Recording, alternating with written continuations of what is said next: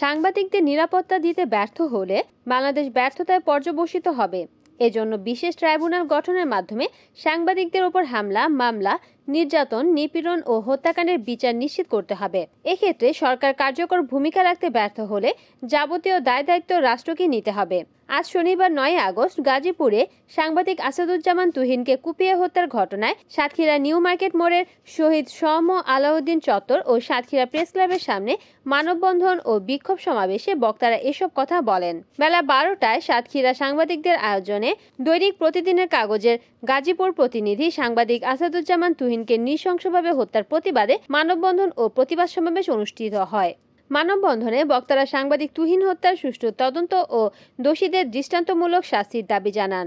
বক্তারা প্রশাসনের দৃষ্টি আকর্ষণ করে বলেন, সাংবাদিকদের ওপর হামলা, নির্যাতন, নিপীড়নের ঘটনায় ব্যবস্থা না নিলে কঠোর আন্দোলন গড়ে তোলা হবে। মানববন্ধন ও প্রতিবাদ সমাবেশে প্রেস ক্লাবের ও সাংবাদিক, অন্যান্য কর্মকর্তা ও সদস্যরা সহ জেলায় কর্মরত বিভিন্ন গণমাধ্যম কর্মীরা অংশ নেন।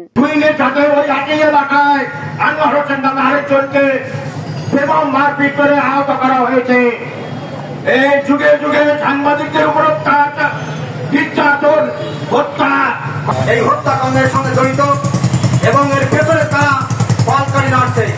আজকের রাজপথে আমরা একটা তীব্র নিন্দা জনগণের কাছে পৌঁছে যায় যে বার্তাটা, সেটা হলো সাংবাদিক বা গণমাধ্যম বিষয়ক যে কর্মীগুলা। বাংলাদেশে বর্তমান যে পরিস্থিতি, আসলে মানুষের নিরাপত্তা নেই, সেখানে সাংবাদিকের নিরাপত্তা। এই নিরাপত্তা নিশ্চিত করার দায়িত্ব কিন্তু প্রশাসনের। যেভাবে হামলা মামলা শিকার হয়েছে সাংবাদিকরা, এখনো সেটি অব্যাহত রয়েছে। সাংবাদিক আসাদুজ্জামান তুহিনকে যারা হত্যা করেছে এবং এখনো পর্যন্ত যে হত্যাকারীদের গ্রেপ্তার করতে ব্যর্থ হয়েছে, সেই প্রশাসনকে আমরা তীব্র নিন্দা এবং প্রতিবাদ জানাই। রিপোর্ট করেছেন সাতক্ষীরা প্রতিনিধি আব্দুর রশিদ, NN TV।